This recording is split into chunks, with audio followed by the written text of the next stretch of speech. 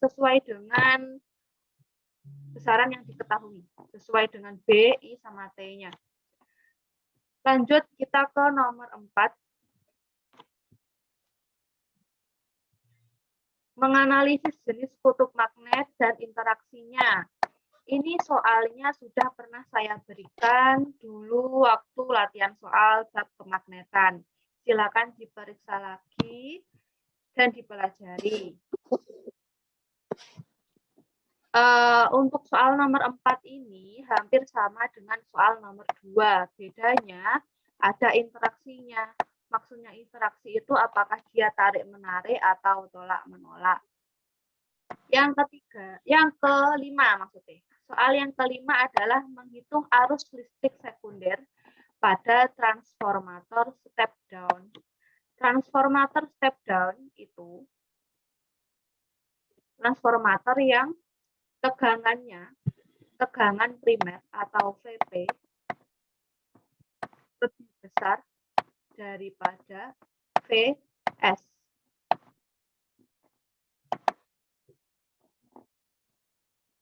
Bentar.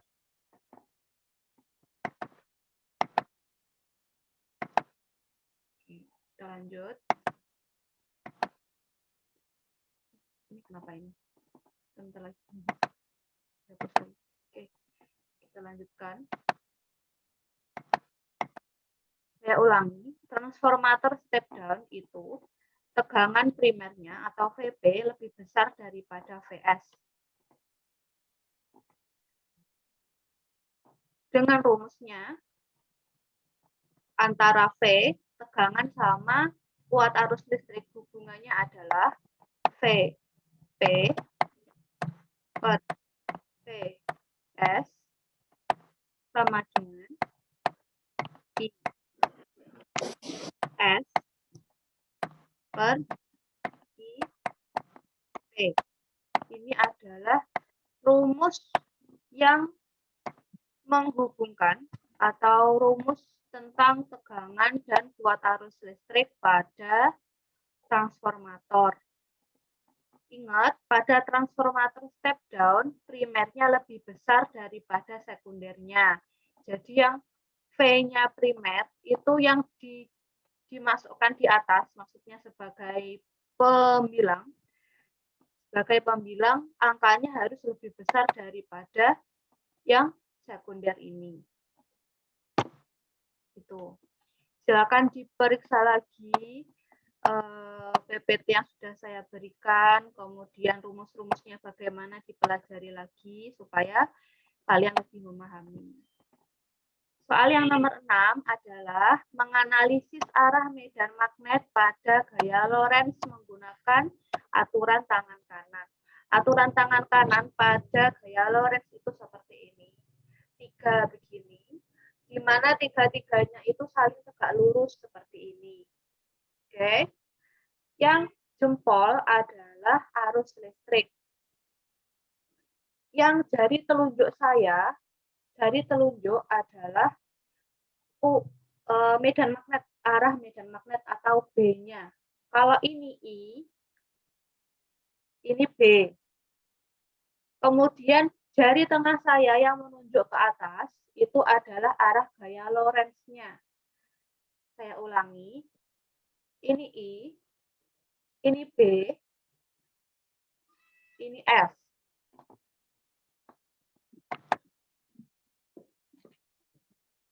Oke.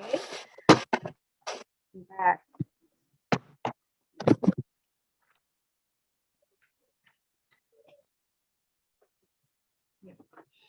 Jadi, kalau misalnya I-nya itu ke utara, jadi I-nya ke utara nih, berarti B-nya itu ke barat, kemudian kalau F-nya ke atas. Kalau misalnya I-nya ke selatan, dibalik seperti ini, bisa. Ini itu juga bisa. Pokoknya nanti ya di nomor 6 itu akan ada gambar-gambar tentang arah medan magnet pada gaya Lorentz. Jadi silakan ini dipelajari lebih lanjut tentang aturan tangan kanan. Sudah, seperti itu. Untuk yang bab kemagnetan. Sekarang kita lanjut ke bab bioteknologi. Menyebutkan produk makanan turunan dari susu yang memanfaatkan peran mikroorganisme dalam bioteknologi konvensional. Produk makanan turunan dari susu itu yogurt, kemudian keju. Apalagi? Setahu saya cuma 2 itu. Jadi nanti silakan dipelajari yogurt itu dari mikroorganisme apa, keju dari mikroorganisme apa, kayak gitu. Nah, jadi nomor 7 ini menyebutkan kalau keju itu dari mana, kemudian kalau yogurt itu dari mikroorganisme mana gitu. Kita lanjut ke nomor 8. Harus dihapus ini. Nomor 8. Membedakan karakteristik bioteknologi konvensional dan modern. Ini sudah saya berikan di PPT bab bioteknologi. Silakan dipelajari lagi perbedaannya antara bioteknologi konvensional sama bioteknologi modern. Bentar. Kayaknya ada yang masuk kok. Nggak ada yang masuk. Oke. Kita lanjutkan. Menjelaskan manfaat salah satu mikroorganisme dalam mengatasi permasalahan lingkungan.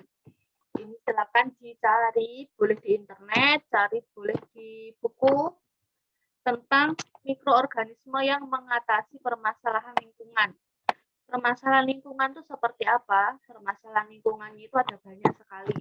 Misalnya seperti kalau ada banyak limbah logam, berarti ada mikroorganisme yang mengatasi permasalahan limbah logam tersebut.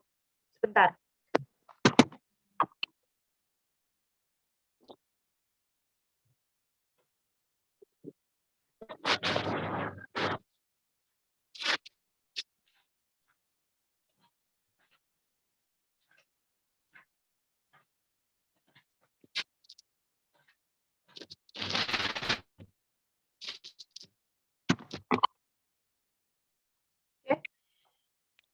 Lanjut lagi, ada juga yang menguraikan limbah organik menjadi metana, karbon dioksida, dan hidrogen. Ada yang fungsinya untuk memisahkan logam dari bijinya. Itu silakan dicari, boleh dicari di internet. Karena kan kalian ini sedang belajar dari rumah ya. Jadi semua sumber belajar itu harus dimanfaatkan dengan sebaik-baiknya. Boleh lihat di internet kalau dibolehkan selama belajar, tapi kalau pas ujian ya nggak boleh.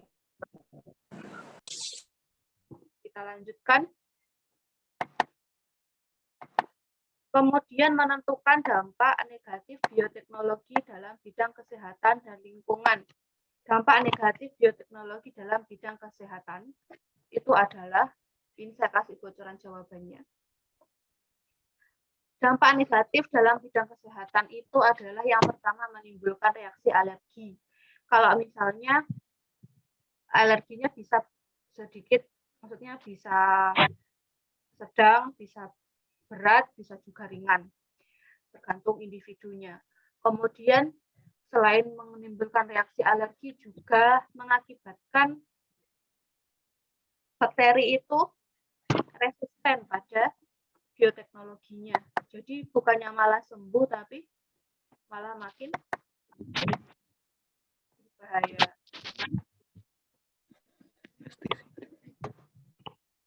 Kalau dalam bidang lingkungan seperti apa?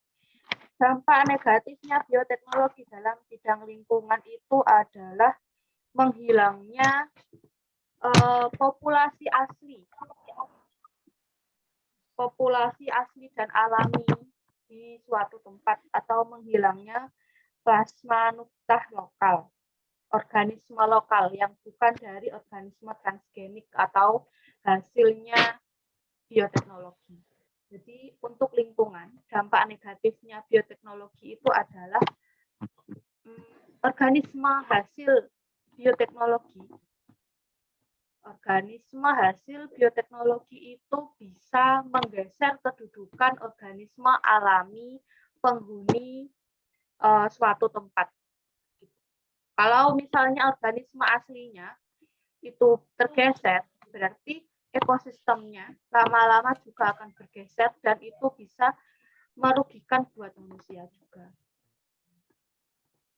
Oke, kita lanjutkan ke ini, menjelaskan usaha yang dapat dilakukan untuk mencegah dampak negatif dari penerapan bioteknologi. Bioteknologi itu jika orangnya pintar, bisa menghasilkan banyak sekali varian makhluk hidup, termasuk manusia. Tapi untuk sementara ini manusia belum diuji cobakan. Maksudnya dengan memadu-madukan kebaikan dari beberapa organisme, bioteknologi ini bisa menghasilkan organisme lain yang kualitasnya lebih bagus daripada organisme sebelumnya. Dampak negatifnya untuk lingkungan seperti yang sudah saya jelaskan tadi, bisa mengganggu ekosistem.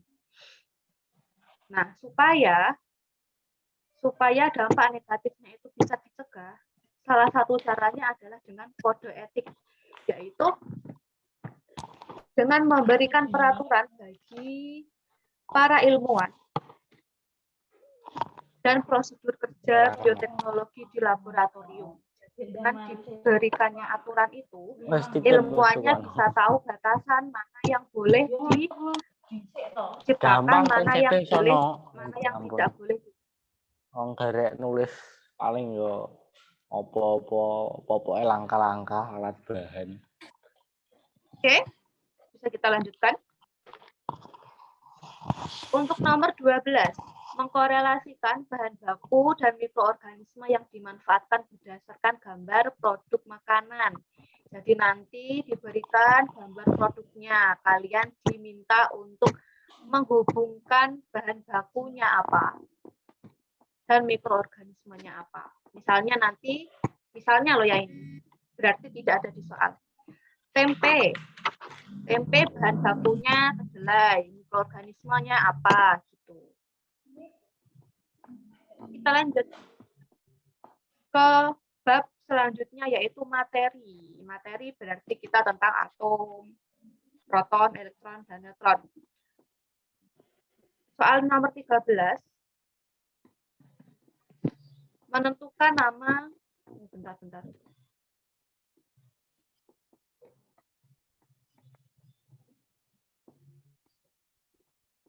Soal nomor 13, menentukan nama 3 partikel atom berdasarkan gambar. Kita sudah pernah, maksudnya kalian sudah pernah mengerjakan ini. Kalian sudah pernah mengerjakan soal nomor 13. Jadi silakan dipelajari lagi yang sudah pernah kalian kerjakan. Kemudian selanjutnya adalah menghitung jumlah atom hidrogen dan oksigen berdasarkan molekul yang diketahui. Ini juga sudah pernah kalian kerjakan kemarin, yaitu tentang molekulnya sukrosa.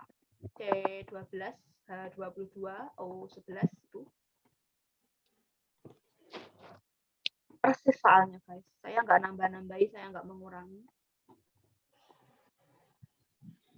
Kemudian soal nomor 15, menghitung jumlah partikel atom pada ion negatif. Ini juga sama persis soalnya sama yang kayak kemarin. Atomnya atom klor kalau nggak salah. Cl negatif 2. Kemudian nomor 16, menyebutkan jenis mineral yang memiliki fungsi pada kesehatan tulang dan gigi. Silakan dicari sendiri di internet mineralnya apa. Nomor 17, menentukan atom yang memiliki jumlah neutron yang diketahui. Jadi soal di nomor 17 ini misalnya X diketahui X ini N-nya misalnya N-nya ini sama dengan ya. Misalnya N-nya 20. Nah, X ini A, ini Z. Kalian harus mencari X yang mana yang memiliki neutron 20. Kalau kalian sudah paham penghitungan antara A, Z, N, P, sama E, pasti bisa mengerjakan ini. Kita lanjutkan ke kehidupan organisme tanah. Soal nomor 18. Mengklasifikasikan jenis hewan yang berperan sebagai detritivore. Apa toh detritivore itu?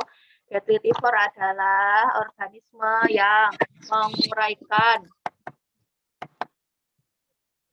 bahan organik menjadi bahan anorganik.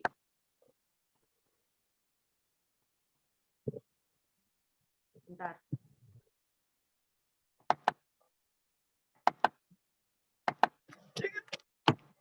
Apa saja hewan-hewan detritivore itu? Hewan-hewan detritivore yang pertama adalah cacing.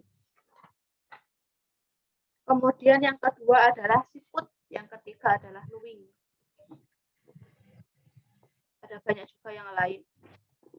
Selanjutnya, menganalisis jenis tanah berdasarkan warna dan derajat keasaman. Warna dan derajat keasaman. Jenis tanah yang subur itu derajat keasamannya 7. Kalau kurang dari 7, itu berarti jenis tanah asam. Tanah-tanah gambut yang di Kalimantan, itu tanahnya asam. Kemudian jenis tanah yang pH-nya, derajat keasamannya lebih dari 7, berarti itu tanah basa. Contohnya tanah kapur yang ada di Trenggalek, Tulungagung, itu tanahnya tanah kapur, derajat keasamannya atau pH-nya lebih dari 7. Saya ulangi, jenis tanah itu ada 3. Tanah asam, kayak di Kalimantan, itu pH-nya kurang dari 7. Kemudian tanah yang subur. Tanah subur itu pH-nya pas 7. Kemudian tanah yang basah. pH lebih dari 7, contohnya tanah kapur. Ya, ini pembahasan tentang tanah. Kita lanjut ke nomor 20. Menentukan jenis lapisan tanah berdasarkan gambar. Jadi nanti saya berikan gambar jenis-jenis tanah. Kalian diminta untuk menentukan jenis lapisan tanahnya. Lapisan tanah sudah sudah saya upload PPT-nya kemarin. Silakan dipelajari lapisan tanahnya seperti apa. Ada 4 jenis lapisan tanah. Silakan dilihat lagi. Kemudian nomor 21. Menentukan faktor fisika yang mempengaruhi proses pelapukan tanah. Proses pelapukan tanah itu ada 3 faktornya. Faktor biologi, kimia, dan fisika.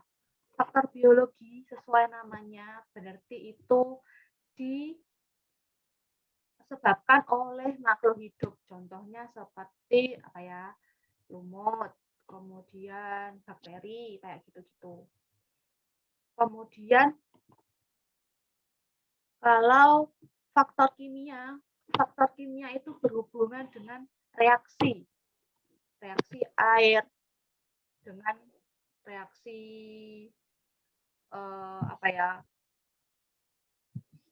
reaksi air dengan reaksi oksigen misalnya, atau reaksinya sulfur dengan air mengakibatkan hujan asam misalnya.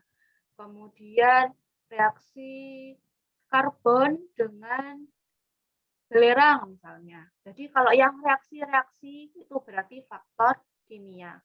Kalau yang faktor fisika, suhu, kemudian apa lagi ya? Terus fisika tuh bentar, terus ke suhu, kemudian angin, maksudnya apa namanya? Kecepatan angin, kemudian besarnya tetesan air, itu termasuk faktor fisika. Dari sini ada pertanyaan? Jika tidak ada, kita lanjut ke bab yang terakhir, teknologi ramah lingkungan. Ini kemarin saya lupa ngasih PPT-nya, tapi bisa kalian pelajari di bab terakhirnya buku ini. Buku ini tuh dibaca, meskipun saya jarang pakai, tapi jangan lupa dibaca. Beberapa soal saya ambil dari buku ini juga, jadi latihan-latihan soalnya juga dikerjakan. Teknologi ramah lingkungan, yang pertama, soalnya adalah menentukan gas yang tidak dihasilkan dari pembakaran bahan bakar fosil. Soal ini ada di sini, silakan dicari. Kemudian, menentukan alasan penggunaan mobil surya yang tepat. Mobil surya itu mobil dari tenaga surya, berarti dari matahari. Bagaimana alasan penggunaan yang tepat? Silakan dicari sendiri. Kemudian nomor 24, menjelaskan alasan dampak negatif penggunaan lemari pendingin bagi lingkungan. Kalau kalian masih ingat kelas 7 itu pencemaran udara, ada 3 dampak negatif dari pencemaran udara. Yang pertama hujan asam, yang kedua adalah menipisnya lapisan ozon, yang ketiga adalah efek rumah kaca atau pemanasan global. Salah satunya kan tadi saya sebutkan penipisan lapisan ozon. Penipisan lapisan ozon itu disebabkan oleh molekul yang bernama CFC atau klorofluorokarbon. CFC ini tulisannya CFC. Ya. CFC.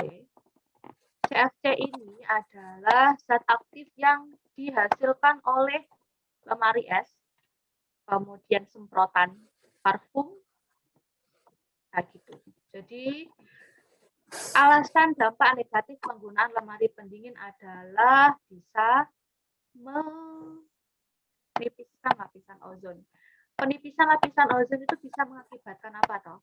Lapisan ozon itu adalah lapisan yang mencegah sinar ultraviolet dari ruang angkasa berlebihan masuk ke bumi. Kalau lapisan ozonnya menipis, artinya ultravioletnya bisa masuk ke bumi dalam jumlah yang banyak, sehingga meningkatkan risiko kanker kulit bagi manusia. Kita lanjut ke nomor terakhir. Menentukan perbedaan prinsip dasar antara teknologi ramah lingkungan dengan teknologi yang tidak ramah lingkungan. Ini mudah sekalian anak. Gak usah mikir sini kita analis. Sudah selesai untuk yang kisi-kisi IPA. Adakah pertanyaan? Tidak. Oh, tidak ada. Ya. 25 saja, Bu. Iya, mau lagi Yarji. Jadi terus yang 5-nya dan gitu. Pilihan ganda semua, nak. Urayanya nggak ada. Pilihan ganda semua. Iya. Jadi itu nanti dulu Bu soalnya di buku. Di kertas atau di buku. Kalau waktu ulangan gitu ditulis lagi no soalnya di buku atau di kertas gitu. Di Google Form. Oh iya. Yeah. Terima kasih Bu. Ya, semua soalnya nanti di Google Form. Insya Allah nanti malam mungkin kalian akan diundang untuk masuk ke kelas soal-soalnya. Iya. Oke. Kita ke prakarya. Kalian masih ada 3 menitan. Prakarya itu kalian cuma harus mempelajari 2 bab saja. Bab kerajinan, kemudian bab pengolahan. Kalau bab pengolahan, kemarin kan saya sudah kasih 20 soal tuh. Ya. Hari Jumat kemarin saya kasih kalian ulangan harian pengolahan 20 soal. 20 soal itu dipelajari lagi. Itu semuanya masuk ke UAS. Semuanya itu, Bu? Ya, semua 20 soal itu. Yang pengolahan. Soalnya prakarya kan ada 40. 20 kerajinan, 20 pengolahan.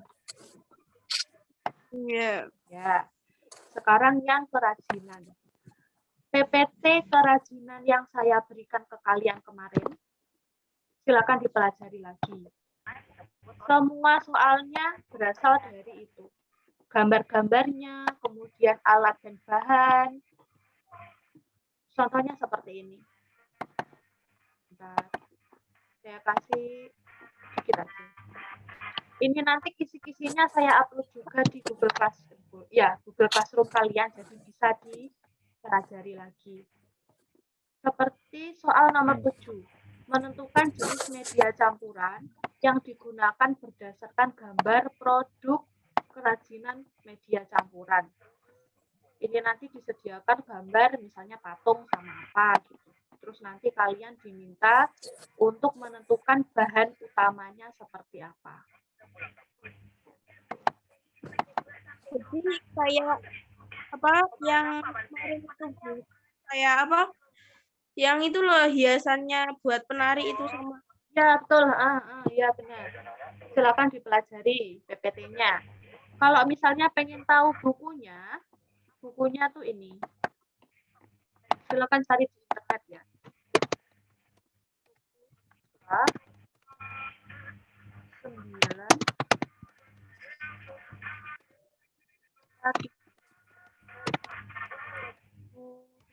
kalau enggak 2018. Yang ini. Cari di internet, materinya dari sini semua soalnya. Sudah, itu saja. Adakah pertanyaan? Tidak. Kalau tidak ada, berarti saya akhiri. Nanti kisi-kisinya sama video pembahasan kisi-kisinya akan saya upload di internet. Ya, di Google Classroom maksudnya. Silakan ditunggu. Iya. Jangan lupa belajar. Bagi yang belum selesai mengerjakan tugas, ayo dikerjain, Rek. Jangan salahkan saya nanti kalau kamu tuh nggak bisa mengerjakan. Kurang siapa saja, Bu? Nggak tahu. Banyak pokoknya. 5 atau 6 anak gitu loh.